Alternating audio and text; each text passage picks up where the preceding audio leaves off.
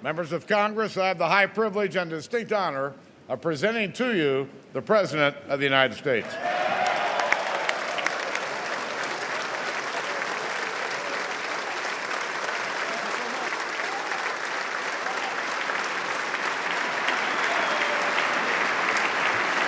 Thank you.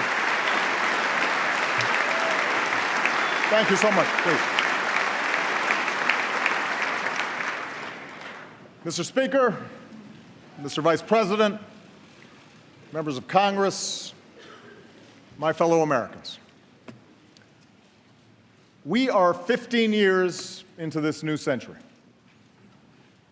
15 years that dawned with terror touching our shores, that unfolded with a new generation fighting two long and costly wars, that saw a vicious recession spread across our nation and the world.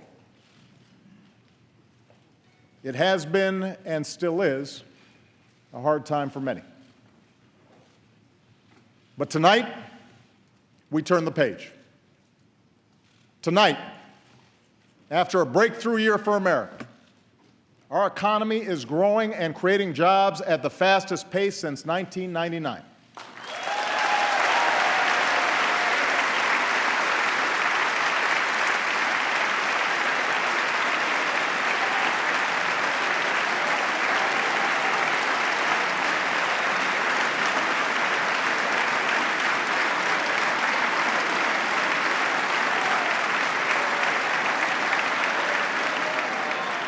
Our unemployment rate is now lower than it was before the financial crisis. More of our kids are graduating than ever before. More of our people are insured than ever before.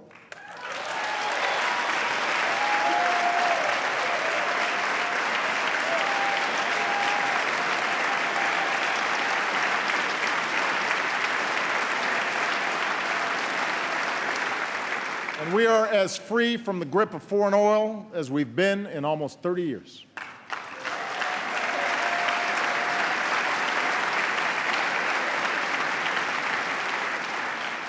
Tonight, for the first time since 9/11, our combat mission in Afghanistan is over.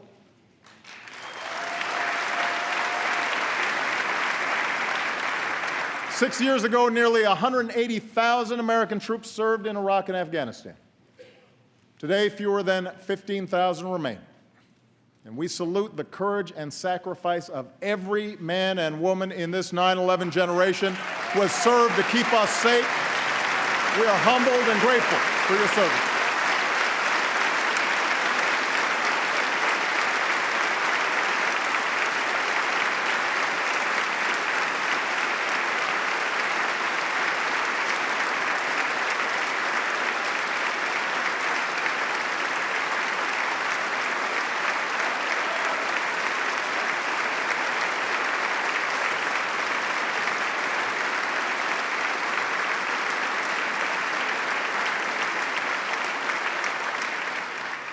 America, for all that we have endured, for all the grit and hard work required to come back, for all the tasks that lie ahead, know this: the shadow of crisis has passed, and the state of the union is strong.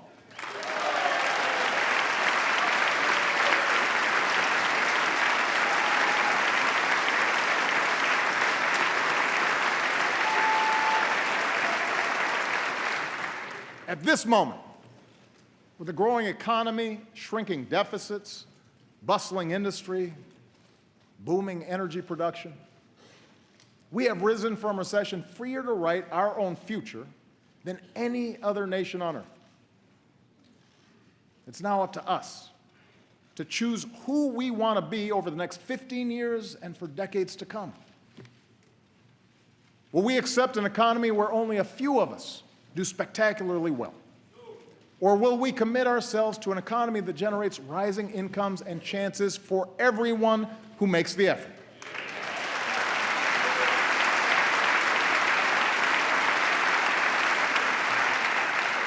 Will we approach the world fearful and reactive, dragged into costly conflicts that strain our military and set back our standing?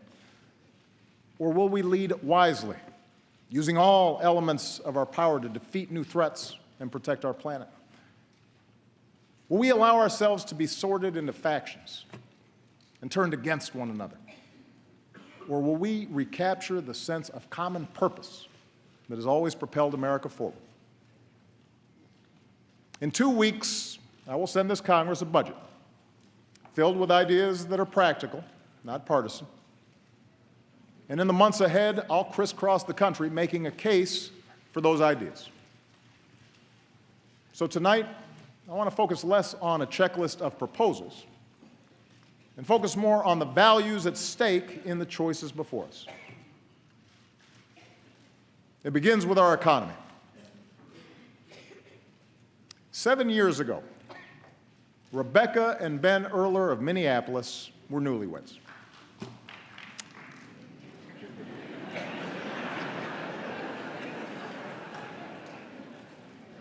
She waited tables, he worked construction.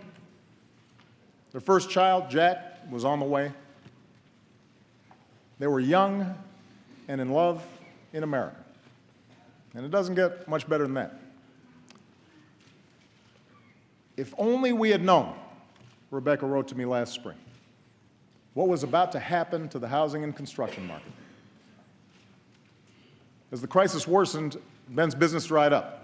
So he took what jobs he could find, even if they kept him on the road for long stretches of time. Rebecca took out student loans and enrolled in community college and retrained for a new career.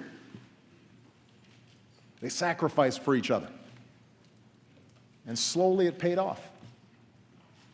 They bought their first home. They had a second son, Henry. Rebecca got a better job and then a raise. Ben's back in construction and home for dinner every night. It is amazing, Rebecca wrote, what you can bounce back from when you have to. We are a strong, tight-knit family who has made it through some very, very hard times. We are a strong, tight-knit family who has made it through some very, very hard times. America, Rebecca and Ben's story is our story. They represent the millions who've worked hard and scrimped and sacrificed and retooled. You are the reason that I ran for this office. You are the people I was thinking of 6 years ago today, in the darkest months of the crisis, when I stood on the steps of this Capitol and promised we would rebuild our economy on a new foundation. And it has been your resilience, your effort, that has made it possible for our country to emerge stronger. We believed we could reverse the tide of outsourcing and draw new jobs to our shores. And over the past 5 years, our businesses have created more than 11 million new jobs.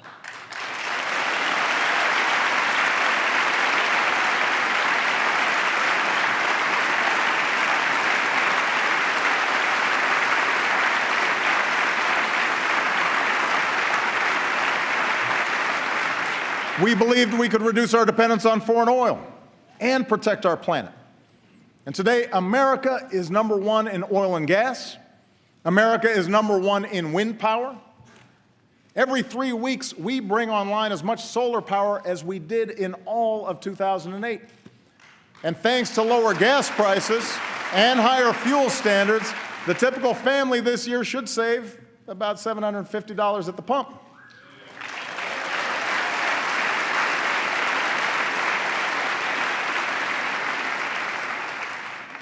We believed we could prepare our kids for a more competitive world.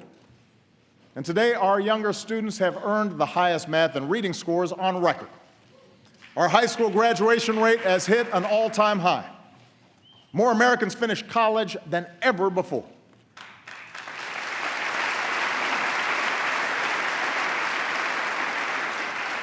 We believed that sensible regulations could prevent another crisis, shield families from ruin, and encourage fair competition. Today, we have new tools to stop taxpayer-funded bailouts and a new consumer watchdog to protect us from predatory lending and abusive credit card practices. And in the past year alone, about 10 million uninsured Americans finally gained the security of health coverage.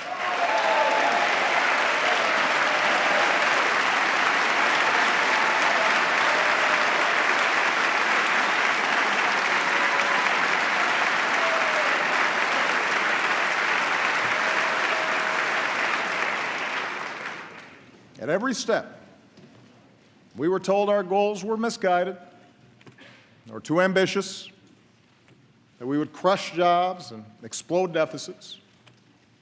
Instead, we've seen the fastest economic growth in over a decade, our deficits cut by 2/3, a stock market that has doubled, and healthcare inflation at its lowest rate in 50 years.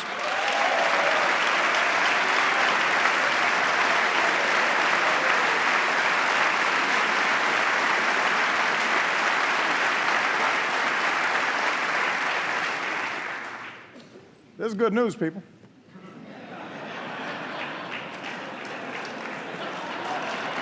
So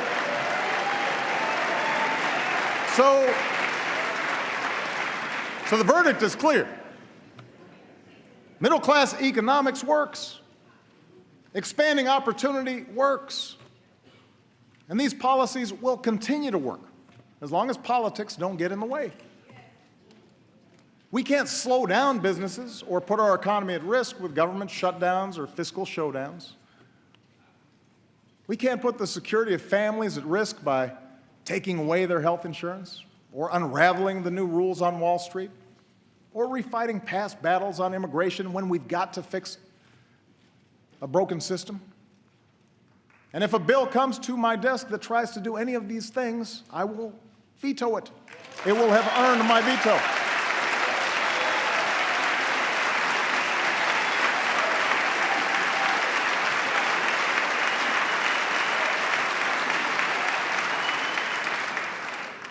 Today, thanks to a growing economy, the recovery is touching more and more lives. Wages are finally starting to rise again. We know that more small business owners plan to raise their employees' pay than at any time since 2007. But here's the thing. Those of us here tonight, we need to set our sights higher than just making sure government doesn't screw things up. The government doesn't halt the progress we're making. We need to do more than just do no harm. Tonight, together, let's do more to restore the link between hard work and growing opportunity for every American.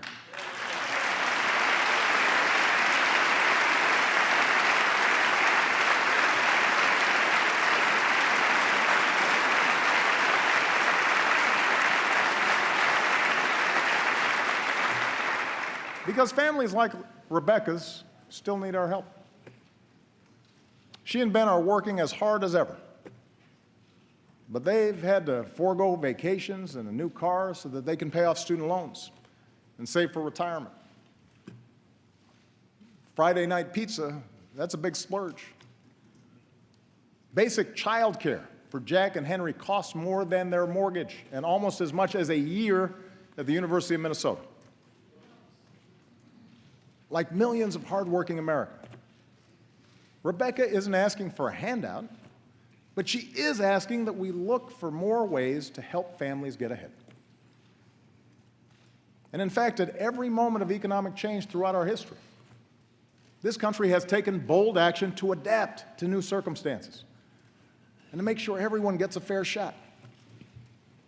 We set up worker protections, Social Security, Medicare, Medicaid, to protect ourselves from the harshest adversity. We gave our citizens schools and colleges, infrastructure, and the internet, tools they needed to go as far as their efforts and their dreams will take them. That's what middle-class economics is. The idea that this country does best when everyone gets their fair shot.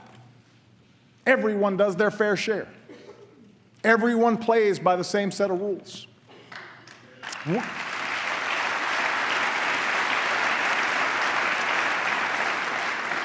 We don't just want everyone to share in America's success, we want everyone to contribute to our success. So what does middle-class economics require in our time? First, middle-class economics means helping working families feel more secure in a world of constant change. It means helping folks afford childcare, college, health care, a home, retirement. And my budget will address each of these issues, lowering the taxes of working families and putting thousands of dollars back into their pockets each year.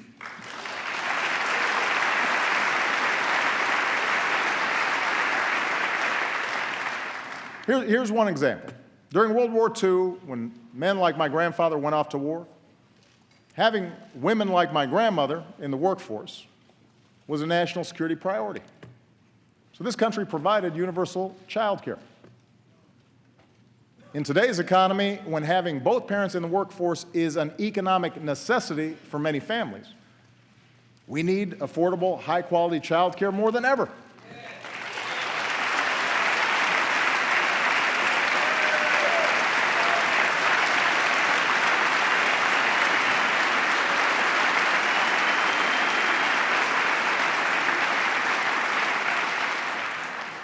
It's not a nice to have, it's a must have. So it's time we stop treating child care as a side issue or as a women's issue and treat it like the national economic priority that it is for all of us.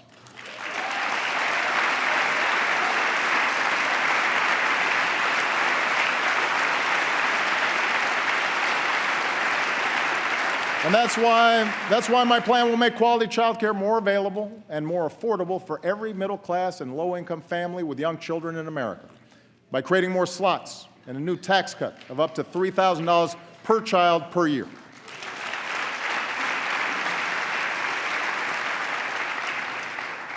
Here's another example. Today, we are the only advanced country on earth that doesn't guarantee paid sick leave or paid maternity leave to our workers. 43 million workers have no paid sick leave. 43 million. Think about that. And that forces too many parents to make the gut-wrenching choice between a paycheck and a sick kid at home. So I'll be taking new action to help states adopt paid leave laws of their own.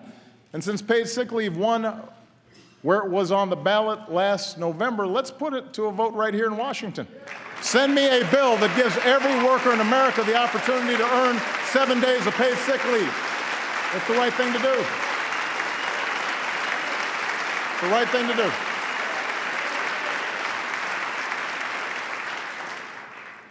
Of course, nothing helps families make ends meet like higher wages. That's why this Congress still needs to pass a law that makes sure a woman is paid the same as a man for doing the same work.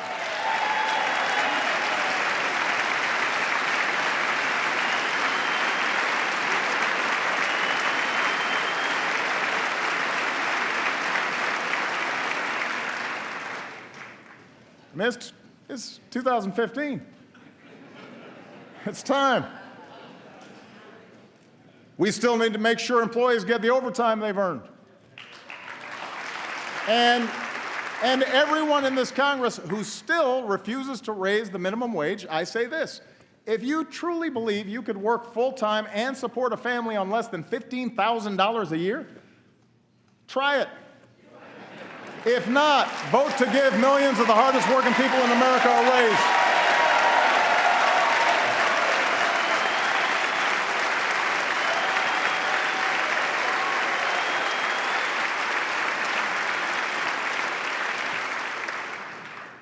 Now, these ideas won't make everybody rich, won't relieve every hardship.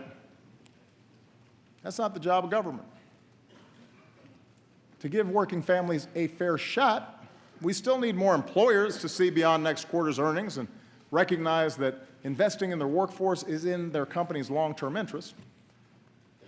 We still need laws that strengthen rather than weaken unions and give American workers a voice. But you know,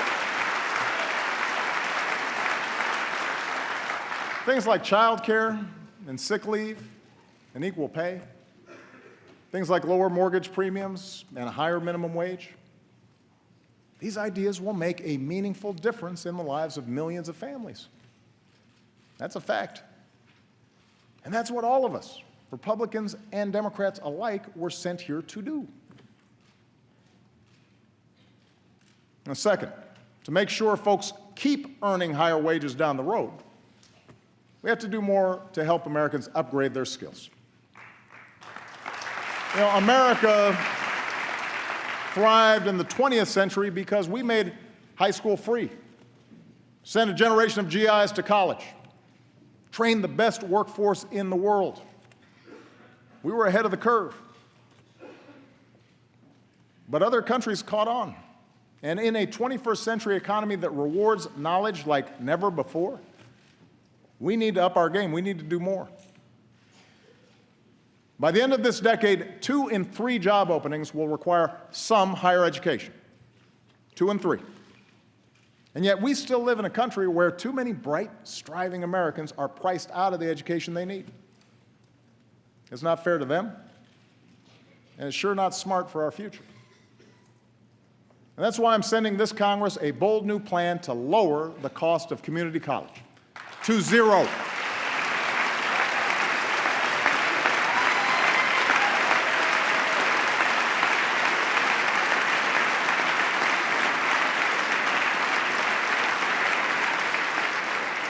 Keep in mind, 40% of our college students choose community college.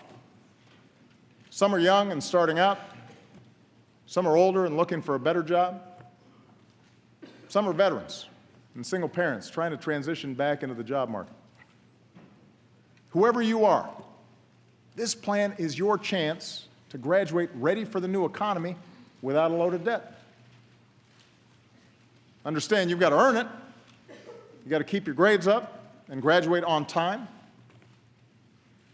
Tennessee, a state with Republican leadership, and Chicago, a city with Democratic leadership, are showing that free community college is possible.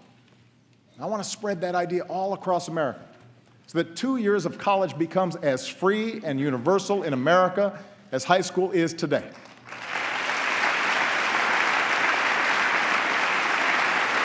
Let's stay ahead of the curve. And I want to work with this Congress to make sure those already burdened with student loans can reduce their monthly payments so that student debt doesn't derail anyone's dreams. Thanks to Vice President Biden's great work to update our job training system, we're connecting community colleges with local employers to train workers to fill high-paying jobs like coding and nursing and robotics. Tonight, I'm also asking more businesses to follow the lead of companies like CVS and UPS and offer more educational benefits and paid apprenticeships, opportunities that give workers the chance to earn higher-paying jobs even if they don't have a higher education.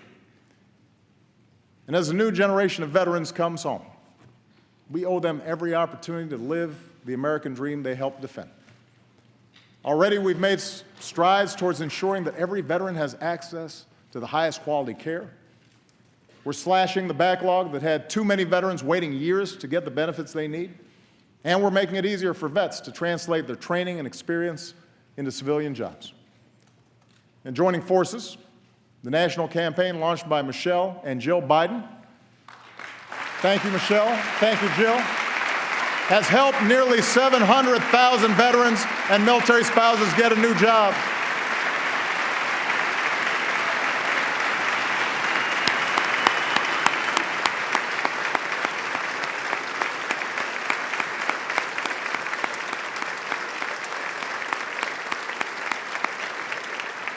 So to every CEO in America, let me repeat, if you want somebody who's going to get the job done and done right, hire a veteran.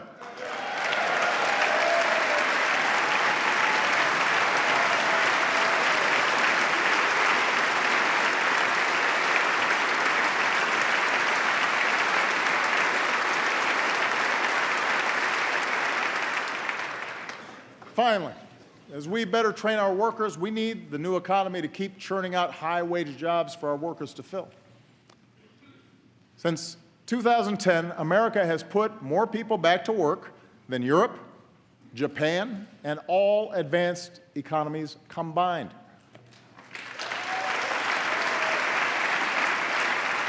Our manufacturers have added almost 800,000 new jobs. Some of our bedrock sectors, like our auto industry, are booming. But there are also millions of Americans who work in jobs that didn't even exist 10 or 20 years ago. Jobs at companies like Google and eBay and Tesla. So no one knows for certain which industries will generate the jobs of the future. But we do know we want them here in America. We know that.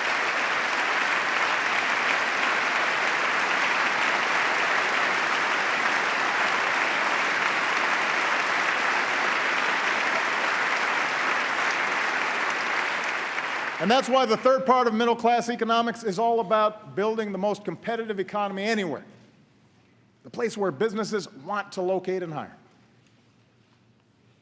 21st century businesses need 21st century infrastructure, modern ports and stronger bridges, faster trains, and the fastest internet. Democrats and Republicans used to agree on this. So let's set our sights higher than a single oil pipeline. Let's pass a bipartisan infrastructure plan that could create more than 30 times as many jobs per year and make this country stronger for decades to come. Let's do it. Let's get it done. Let's get it done. 21st century businesses, including small businesses, need to sell more American products overseas. Today, our businesses export more than ever, and exporters tend to pay their workers higher wages. But as we speak, China wants to write the rules for the world's fastest growing region. That would put our workers and our businesses at a disadvantage. Why would we let that happen? We should write those rules. We should level the playing field. That's why I'm asking both parties to give me trade promotion authority to protect American workers with strong new trade deals from Asia to Europe that aren't just free, but are also fair. It's the right thing to do.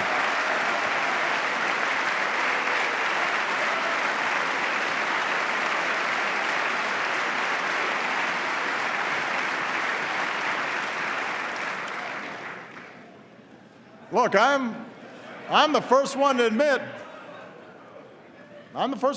that past trade deals haven't always lived up to the hype.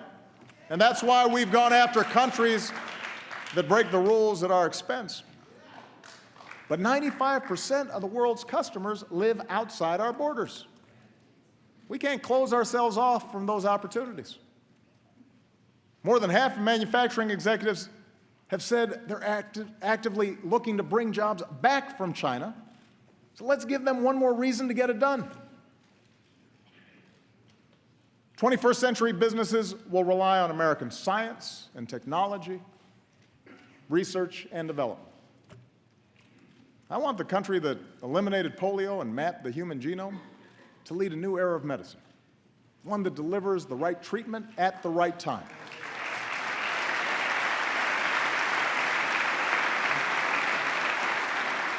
In some patients with cystic fibrosis, this approach has reversed a disease once thought unstoppable.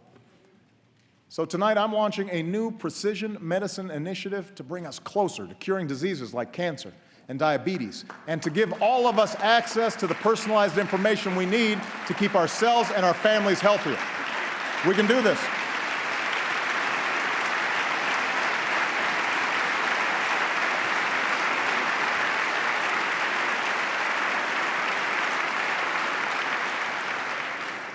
I intend to protect a free and open internet, extend its reach to every classroom and every community, and help folks build the fastest networks so that the next generation of digital innovators and entrepreneurs have the platform to keep reshaping our world.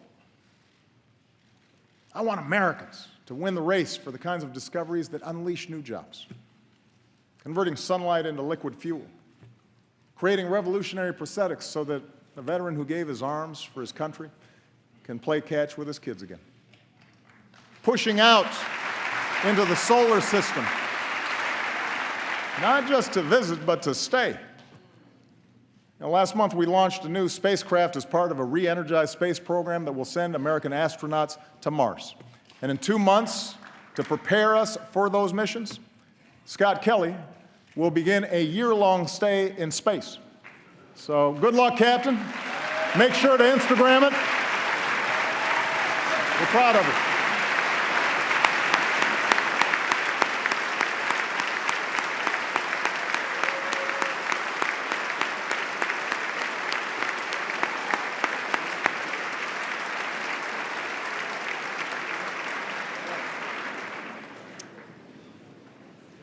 Now, the truth is, when it comes to issues like infrastructure and basic research, I know there's bipartisan support in this chamber. Members of both parties have told me so. Where we too often run onto the rocks is how to pay for these investments.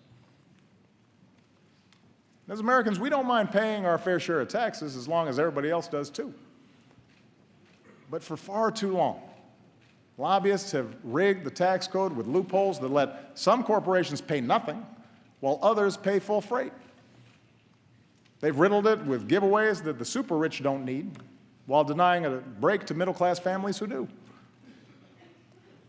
This year we have an opportunity to change that. Let's close loopholes so we stop rewarding companies that keep profits abroad and reward those that invest here in America.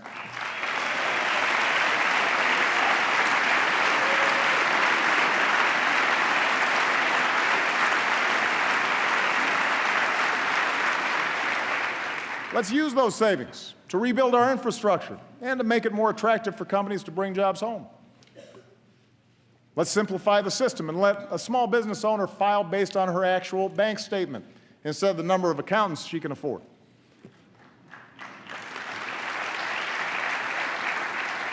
And let's close the loopholes that lead to inequality by allowing the top 1% to avoid paying taxes on their accumulated wealth. We can use that money to help more families pay for child care and send their kids to college. We need a tax code that truly helps working Americans trying to get a leg up in the new economy, and we can achieve that together.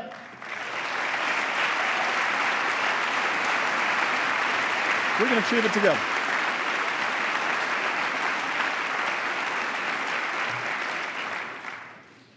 Helping hardworking families make ends meet, giving them the tools they need for good-paying jobs in this new economy, maintaining the conditions of growth and competitiveness. This is where America needs to go. I believe it's where the American people want to go. It'll make our economy stronger a year from now, 15 years from now, and deep into the century ahead. Of course, if there's one thing this new century has taught us, it's that we cannot separate our work here at home from challenges beyond our shores. My first duty as Commander-in-Chief is to defend the United States of America. In doing so, the question is not whether America leads in the world, but how. When we make rash decisions, reacting to the headlines instead of using our heads, when the first response to a challenge is to send in our military, then we risk getting drawn into unnecessary conflicts and neglect the broader strategy we need for a safer, more prosperous world. That's what our enemies want us to do. I believe in a smarter kind of American leadership. We lead best when we combine military power with strong diplomacy, when we leverage our power with coalition building, when we don't let our fears blind us to the opportunities that this new century presents. That's exactly what we're doing right now. And around the globe, it is making a difference. First, we stand united with people around the world who've been targeted by terrorists, from a school in Pakistan to the streets of Paris. We will continue to hunt down terrorists and dismantle their networks, and we reserve the right to act unilaterally, as we have done relentlessly since I took office, to take out terrorists who pose a direct threat to us and our allies.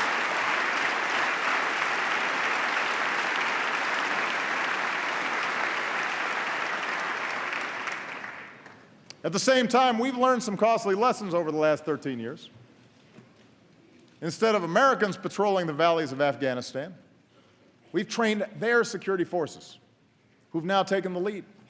And we've honored our troops' sacrifice by supporting that country's first democratic transition.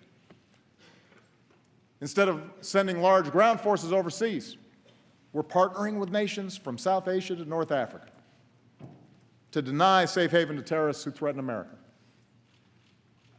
In Iraq and Syria, American leadership, including our military power, is stopping ISIL's advance. Instead of getting dragged into another ground war in the Middle East, we are leading a broad coalition, including Arab nations, to degrade and ultimately destroy this terrorist group. We're also supporting a moderate opposition in Syria that can help us in this effort, and assisting people everywhere who stand up to the bankrupt ideology of violent extremism. Now, this effort will take time. It will require focus. But we will succeed. And tonight, I call on this Congress to show the world that we are united in this mission by passing a resolution to authorize the use of force against ISIL. We need that authority. Second, we're demonstrating the power of American strength and diplomacy. We're upholding the principle that bigger nations can't bully the small by opposing Russian aggression and supporting Ukraine's democracy and reassuring our NATO allies.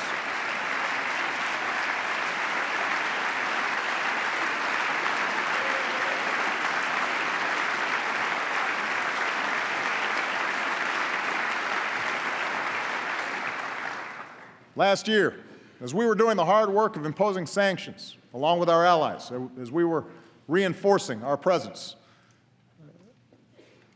with the frontline states, Mr. Putin's aggression, it was suggested, was a masterful display of strategy and strength. That's what I heard from some folks. Well, today, it is America that stands strong and united with our allies, while Russia is isolated with its economy in tatters. That's how America leads, not with bluster, but with persistent, steady resolve.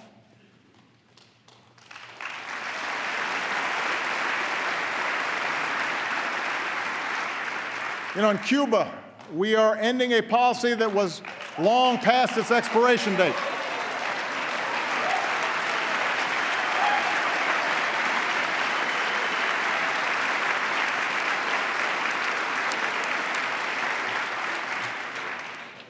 When what you're doing doesn't work for 50 years, it's time to try something new. And our shift in Cuba policy has the potential to end a legacy of mistrust in our hemisphere. It removes a phony excuse for restrictions in Cuba, stands up for democratic values, and extends the hand of friendship to the Cuban people. And this year, Congress should begin the work of ending the embargo. You know, as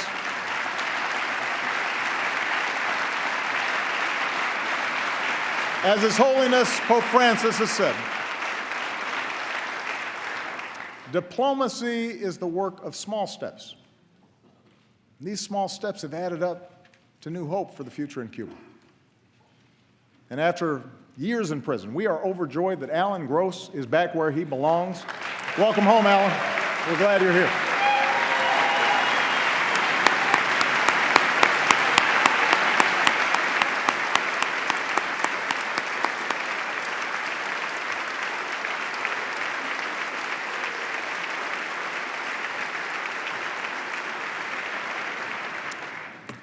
Our diplomacy is at work with respect to Iran, where for the first time in a decade, we've halted the progress of its nuclear program and reduced its stockpile of nuclear material.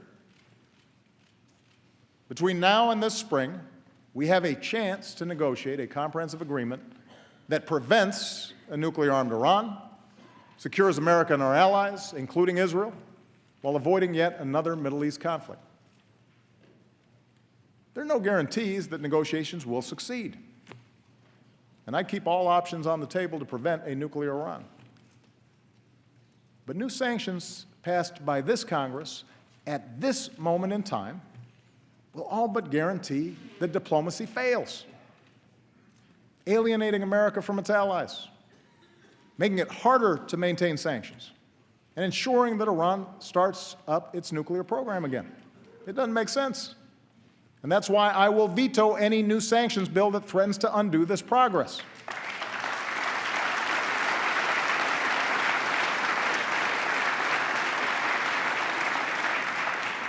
The American people expect us only to go to war as a last resort. And I intend to stay true to that wisdom. Third, we're looking beyond the issues that have consumed us in the past to shape the coming century. No foreign nation, no hacker should be able to shut down our networks, steal our trade secrets, or invade the privacy of American families, especially our kids.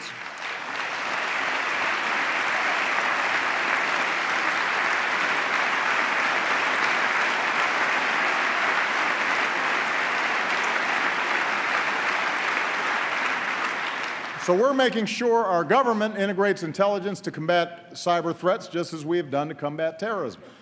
And tonight I urge this Congress to finally pass the legislation we need to better meet the evolving threat of cyber attacks, combat identity theft, and protect our children's information. That should be a bipartisan effort.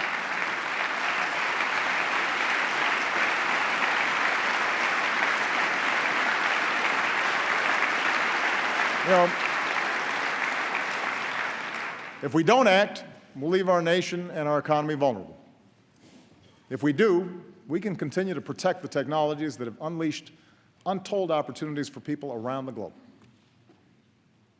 In West Africa, our troops, our scientists, our doctors, our nurses, our healthcare workers are rolling back Ebola, saving countless lives and stopping the spread of disease.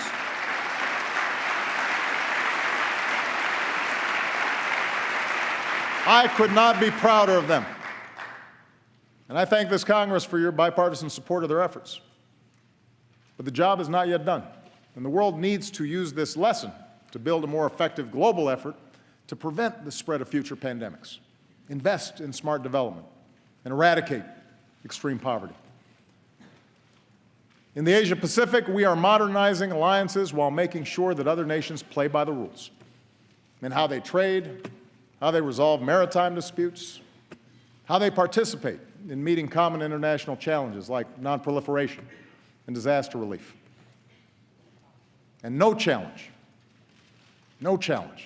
poses a greater threat to future generations than climate change. –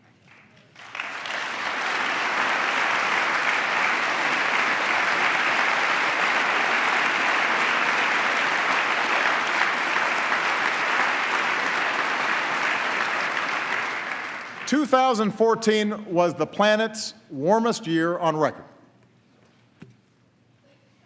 Now, one year doesn't make a trend, but this does. 14 of the 15 warmest years on record have all fallen in the first 15 years of this century. I've heard some folks try to dodge the evidence by saying they're not scientists, that we don't have enough information to act. Well, I'm not a scientist either. But you know what? I know a lot of really good scientists at NASA and at NOAA and at our major universities. And the best scientists in the world are all telling us that our activities are changing the climate. And if we don't act forcefully, we'll continue to see rising oceans, longer, hotter heat waves, dangerous droughts and floods, and massive disruptions that can trigger greater migration and conflict and hunger around the globe. The Pentagon says that climate change poses immediate risks to our national security. We should act like it. And that's why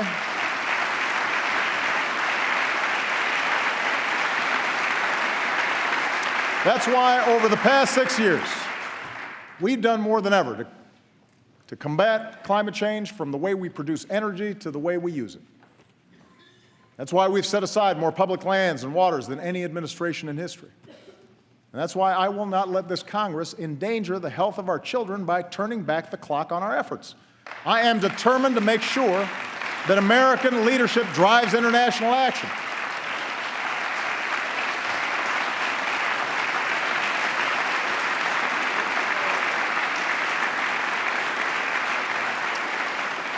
In Beijing, we made a historic announcement.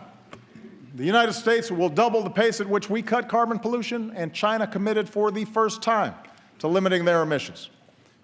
And because the world's two largest economies came together, other nations are now stepping up and offering hope that this year the world will finally reach an agreement to protect the one planet we've got.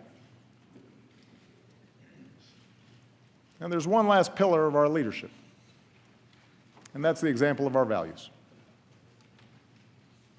As Americans, we respect human dignity even when we're threatened, which is why I have prohibited torture and worked to make sure our use of new technology like drones is properly constrained.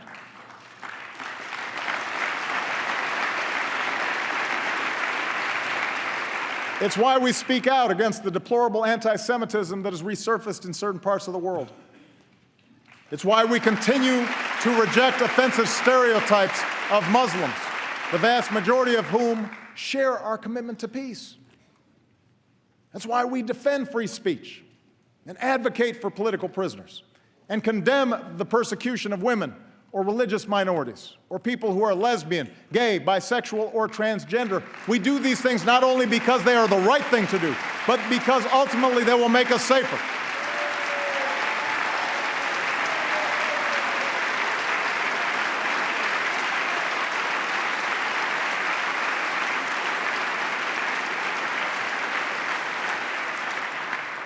As Americans, we have a profound commitment to justice.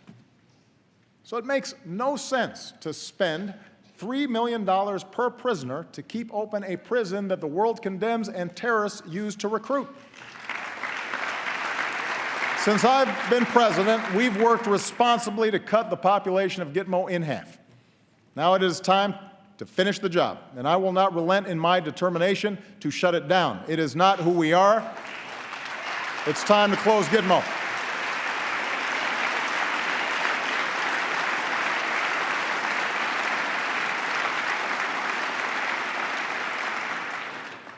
As Americans, we cherish our civil liberties, and we need to uphold that commitment if we want maximum cooperation from other countries and industry in our fight against terrorist networks. So while some have moved on from the debates over our surveillance programs, I have not. As promised, our intelligence agencies have worked hard with the recommendations of privacy advocates to increase transparency and build more safeguards against potential abuse. And next month, we'll issue a report on how we're keeping our promise to keep our country safe while strengthening privacy. Looking to the future instead of the past. Making sure we match our power with diplomacy and use force wisely. Building coalitions to meet new challenges and opportunities. Leading always with the example of our values. That's what makes us exceptional. That's what keeps us strong. That's why we have to keep striving to hold ourselves to the highest of standards, our own.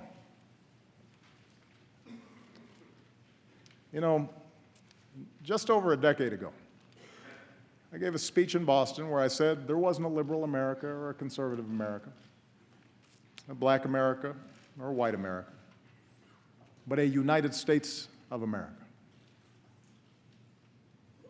I said this because I had seen it in my own life, in a nation that gave someone like me a chance. Because I grew up in Hawaii, a melting pot of races and customs. Because I made Illinois my home. A state of small towns, rich farmland, one of the world's great cities, a microcosm of the country where Democrats and Republicans and independents, good people of every ethnicity and every faith, share certain bedrock values. Over the past 6 years, the pundits have pointed out more than once that my presidency hasn't delivered on this vision. How ironic, they say, that our politics seems more divided than ever. It's held up as proof, not just of my own flaws, of which there are many, but also as proof that the vision itself is misguided, naive, that there are too many people in this town who actually benefit from partisanship and gridlock for us to ever do anything about it. I know how tempting such cynicism may be, but I still think the cynics are wrong. I still believe that we are one people. I still believe that together we can do great things, even when the odds are long. I believe this because over and over in my 6 years in office, I have seen America at its best. I've seen the hopeful faces of young graduates from New York to California, and our newest officers at West Point, Annapolis, Colorado Springs, New London. I've mourned with grieving families in Tucson and Newtown, in Boston, in West Texas, and West Virginia. I've watched Americans beat back adversity from the Gulf Coast to the Great Plains, from Midwest assembly lines to the Mid-Atlantic seaboard. I've seen something like gay marriage go from a wedge issue used to drive us apart to a story of freedom across our country, a civil right now legal in states that 7 in 10 Americans call home.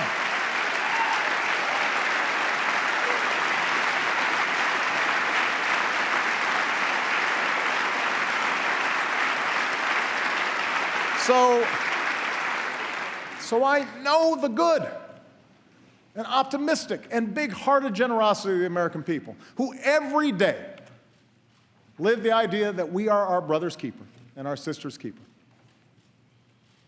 And I know they expect those of us who serve here to set a better example. So the question for those of us here tonight is how we, all of us, can better reflect America's hopes. I've served in Congress with many of you. I know many of you well. There are a lot of good people here on both sides of the aisle. And many of you have told me that this isn't what you signed up for. Arguing past each other on cable shows, the constant fundraising, always looking over your shoulder at how the base will react to every decision. Imagine if we broke out of these tired old patterns. Imagine if we did something different. Understand, a better politics isn't one where Democrats abandon their agenda or Republicans simply embrace mine. A better politics is one where we appeal to each other's basic decency instead of our basest fears. A better politics is one where we debate without demonizing each other, where we talk issues and values and principles and facts rather than gotcha moments or trivial gaffes or fake controversies that have nothing to do with people's daily lives. A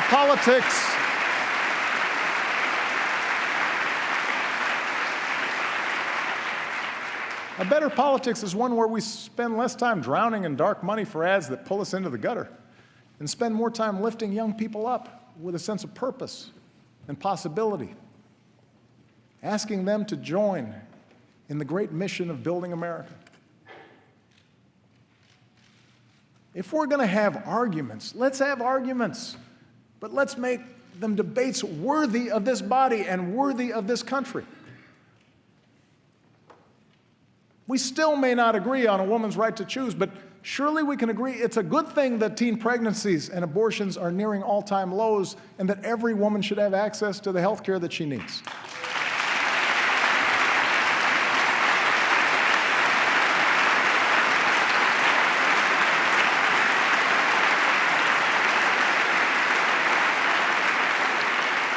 Yes, passions still fly on immigration, but surely we can all see something of ourselves in the striving young student and agree that no one benefits when a hardworking mom is snatched from her child, and then it's possible to shape a law that upholds our tradition as a nation of laws and a nation of immigrants. I've talked to Republicans and Democrats about that. That's something that we can share. We may go at it in campaign season, but surely we can agree that the right to vote is sacred, that it's being denied to too many, and that on this 50th anniversary of the Great March from Selma to Montgomery and the passage of the Voting Rights Act, we can come together, Democrats and Republicans, to make voting easier for every single American.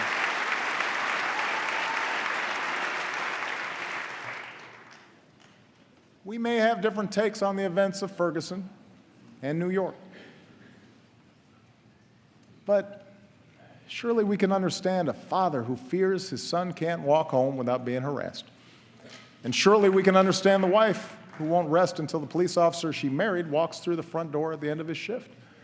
And surely we can agree that it's a good thing that for the first time in 40 years, the crime rate and the incarceration rate have come down together.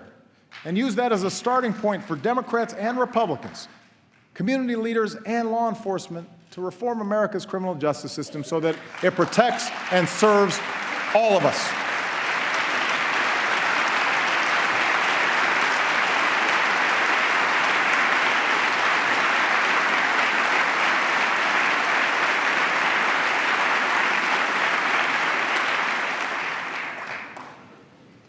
That's a better politics. That's how we start rebuilding trust. That's how we move this country forward. That's what the American people want. And that's what they deserve. I have no more campaigns to run. My only agenda, I know because I won both of them.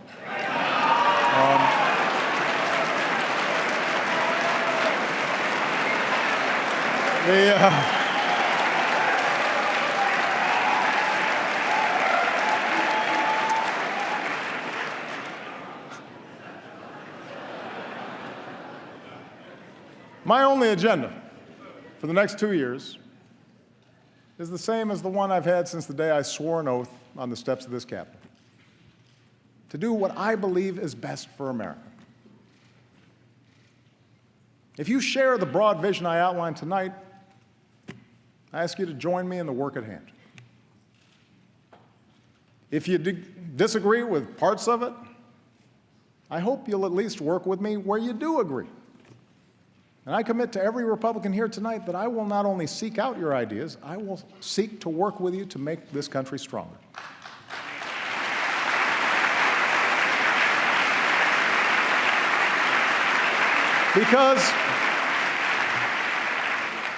Because I want this chamber, I want this city to reflect the truth that for all our blind spots and shortcomings, we are a people with the strength and generosity of spirit to bridge divides, to unite in common effort, to help our neighbors, whether down the street or on the other side of the world. I want our actions to tell every child in every neighborhood, your life matters. And we are committed to improving your life chances, as committed as we are to working on behalf of our own kids. I want future generations to know that we are a people who see our differences as a great gift, that we're a people who value the dignity and worth of every citizen. Man and woman, young and old, black and white, Latino, Asian, immigrant, Native American, gay, straight, Americans with mental illness or physical disability. Everybody matters. I want them to grow up in a country that shows the world what we still know to be true, that we are still more than a collection of red states and blue states, that we are the United States of America.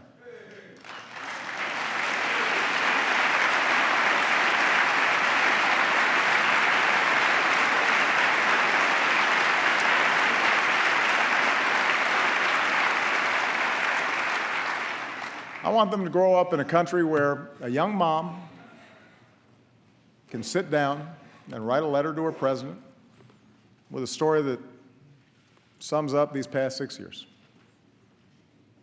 It's amazing what you can bounce back from when you have to. We are a strong, tight-knit family who's made it through some very, very hard times. My fellow Americans, we too are a strong, tight-knit family. We too have made it through some hard times. 15 years into this new century, we have picked ourselves up, dusted ourselves off, and begun again the work of remaking America. We have laid a new foundation. A brighter future is ours to write. Let's begin this new chapter together, and let's start the work right now. Thank you. God bless you. God bless this country we love. Thank you.